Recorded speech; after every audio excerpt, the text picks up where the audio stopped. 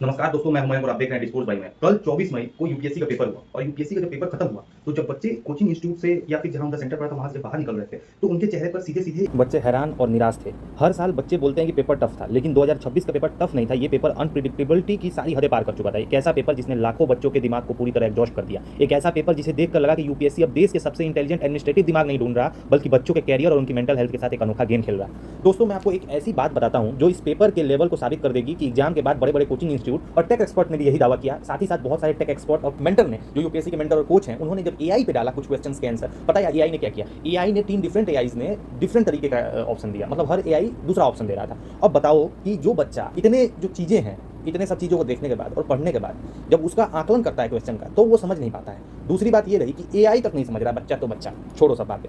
अब आप सोचिए कि जिस एआई के पास पूरा दुनिया का डेटा भरा पड़ा है, वो तक उन 3 घंटों के सवालों के सामने घुटने टेक रहा, तो फिर एक 22-25 साल का जो बच्चा, मैंने जिसकी बात की कि एग्जाम हॉल के उस बेहद प्रेशर वाले माहौल में बैठा हो, वो इस पेपर को कैसे सॉल्व करेगा? यूपीएससी ने इस पर ऐसे स्टेटमेंट 1 और स्टेटमेंट 2 के नए फॉर्मेट दिए और इथिक्स के केस स्टडी प्रीलिम्स में घुसा दिए, जिसे देखकर दिमाग सुन्न हो जाए भाइयों। आप अगर देख ले पेपर को, जब टेक्नोलॉजी फेल हो रहा है तो बच्चों से किस सुपर ह्यूमन लेवल की उम्मीद की जा रही है यूपीएससी के द्वारा कि क्या आखिरकार बच्चे ऐसा कर दे कि उनका सिलेक्शन हो जाए। दोस्तों, आज का जो एस्पिरेंट है सिर्फ किताबें नहीं पढ़ता है, वो डिजिटल एरा का एस्पिरेंट है। बच्चों के पास लैपटॉप्स में, मोबाइल्स में 3-3 4-4 जीबी के study material, PDF note, standard books, monthly magazine और प्रीमियम टेस्ट सीरीज का डेटा भरा रहता है। बच्चे दिन रात उस 4 जीबी डेटा को अपने दिमाग में अपलोड करते रहते हैं, सोते जागते सिर्फ वही पढ़ते हैं। लेकिन यूपीएससी ने इस पर दिखा दिया कि आप चाहे 4 जीबी पढ़ लो या 40 जीबी, उनका ब्लूप्रिंट आपके डेटा से बाहर का है।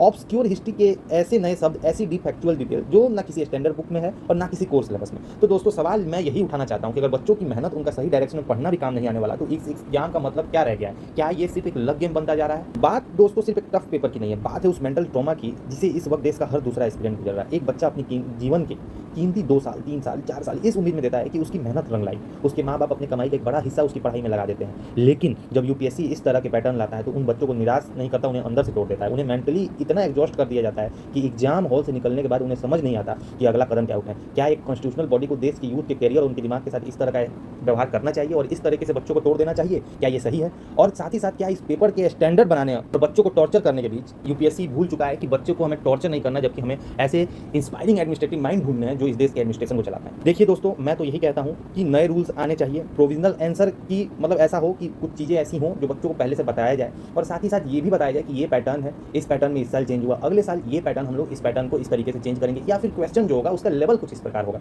ऐसी चीज़ें इस तरीके से इस चीज़ों को बच्चों को देनी चाहिए और साथ ही साथ समझाना चाहिए कि कैसे बच्चे इसको टैकल कर पाएँ, क्या है टिप्स और।